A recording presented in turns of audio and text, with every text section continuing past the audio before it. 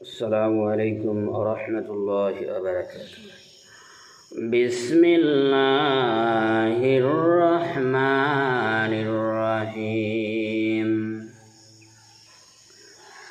ولقد علمتم الذين اعتدوا منكم في السبت فقلنا لهم كونوا قردة خاسئين. তোমাদের মধ্যে যারা বিশ্রামের দিন শনিবারে সীমা লঙ্ঘন করেছিল তাদের তোমরা নিশ্চিত জানো আমি তাদের বলেছিলাম তোমরা ঘৃণিত বানর হয়ে যাও। সূরা বাকারা 65 নম্বর আয়াত। এখানে ওই যে ডারউইন থিওরির নাম